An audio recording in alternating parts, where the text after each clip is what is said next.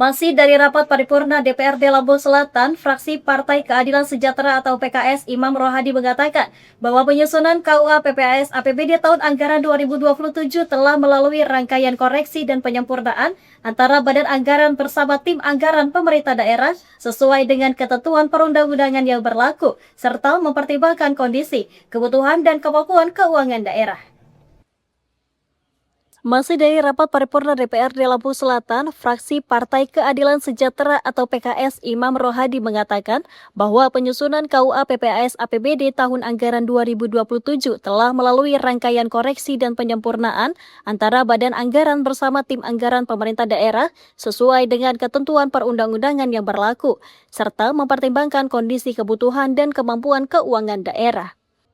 Berdasarkan hasil pembahasan, pendapatan daerah ditetapkan sebesar 2,111 triliun rupiah, sementara total belanja daerah diproyeksikan sebesar 2,113 triliun rupiah dengan defisit anggaran sebesar 2,768 miliar rupiah yang ditutupi dari pembiayaan neto. Fraksi PKS melalui juru bicaranya menekankan pentingnya melakukan inovasi, terobosan, intensifikasi, dan ekstensifikasi dalam menggali potensi PAD secara selaras dengan regulasi, sistem digitalisasi, serta sumber daya manusia. Selain itu, alokasi belanja modal didorong agar semakin ditingkatkan dan diarahkan pada program yang memiliki daya ungkit langsung terhadap perekonomian masyarakat berpenghasilan rendah, seperti infrastruktur desa, irigasi pertanian, dan akses pasar bagi pelaku usaha mikro. Setelah menyimak dan mencermati rancangan kebijakan umum anggaran tersebut, fraksi PKS menyatakan dapat menerima rancangan KUA PPAS APBD tahun anggaran 2027 untuk dibawa ke nota kesepakatan bersama antara pimpinan DPRD dan Bupati Lampung Selatan dengan penuh tanggung jawab demi kepentingan masyarakat luas, khususnya masyarakat Kabupaten Lampung Selatan. 4. Hasil pembahasan dan rekomendasi. A. Kebijakan umum pengelolaan keuangan daerah.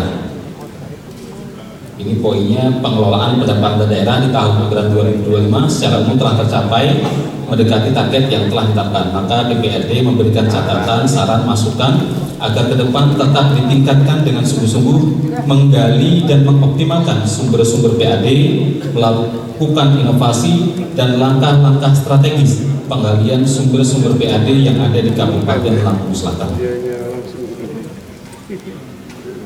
B. Penyelenggaraan urusan pemerintah daerah. Ini untuk terkait dengan masing-masing satker. Yang pertama, urusan pendidikan.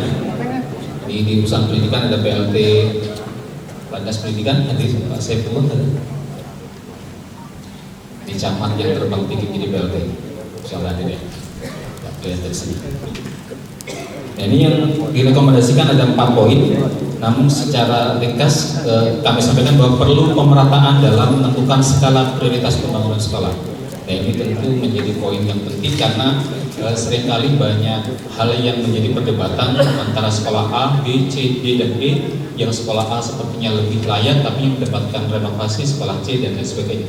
Maka menentukan prioritas, kemudian menentukan skala dan menentukan progres tahapan dari sekian sekolah, sekian ratus SD, sekian ratus SMP, progres tahapannya ibarat perjalanan infrastruktur sudah 75%, sudah 60%. Ini harus tersampaikan secara berkala sehingga kita mengetahui dalam proses langkah tahun-tahun ke depan sudah berapa progres infrastruktur, pembangunan, RKB atau lain sebagainya yang perlu kita perbaiki. Itu rekomendasi dari urusan pendidikan. Tim Redaksi Lampung Selatan, Mitra TV melaporkan.